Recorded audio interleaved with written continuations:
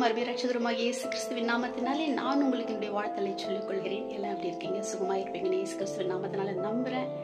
கர்த்தர் இந்த நாளிலே கொடுத்திருக்கிறதான வேத வசனம் எசாயா 58 அதிகாரம். அப்பொழுது விடியற்கால வெளிப்பைப் போல உன் வெளிச்சம் எழும்பி உன் சுகவாழ்வு சீக்கிரத்தில் துளிர்த்து உன் நீதி உனக்கு முன்னாலே செல்லும்.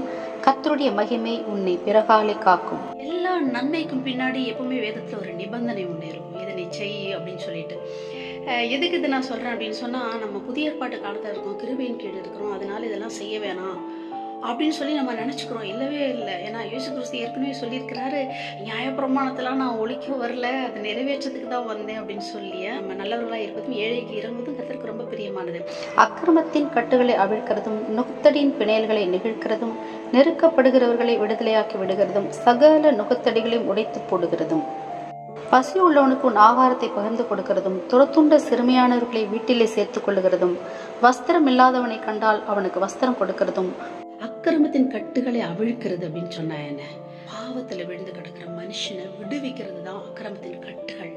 அந்த அக்கிரமத்தின் கட்டுகளை அவிழ்க்கிறதும் நுகத்தடி அப்படின்னு என்ன சொன்னா, ஒரு மனுஷன் மேல சுமத்தப்பட்ட பாரம், அது மனுஷனும் செஞ்சிருக்கலாம், ஒரு மனுஷனே மனுஷன் மேல பாரம் செலுத்திருக்கலாம், சத்துருவால வந்திருக்கலாம். அந்த அவன் கழுத்துல இருக்கிற நுகத்தடி மாறி இருக்கிற பாரங்களை நீங்க எடுத்து போடுவதும், துரத்துண்ட சிறுமையானவனை வீட்டில சேர்த்துக் கொள்கிறதும், வஸ்திரம் இல்லாதவனை கண்டால் வஸ்திரம் கொடுக்கிறதும்.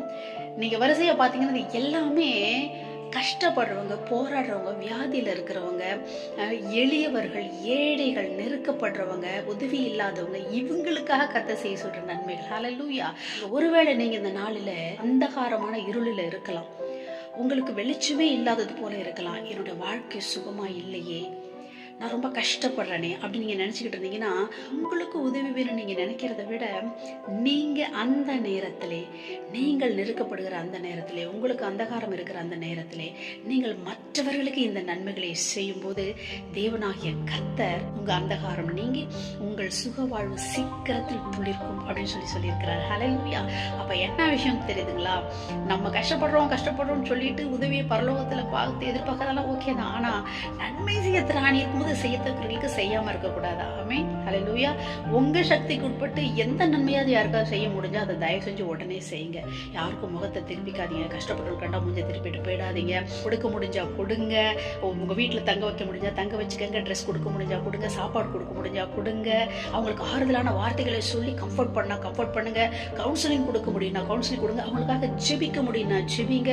அவங்களுக்கு தேவனுடைய வார்த்தைகளை சொல்ல முடியும்னா சொல்லுங்க. இதைத்தான் கர்த்தர் அதுல சொல்லி இருக்கிறாரு. நம்ம ஏதோ பெருசா அந்த வசனத்தெல்லாம் படிக்கும் போது புரியாத மாதிரி இருக்கும், வேற ஒண்ணுமே இல்லைங்க.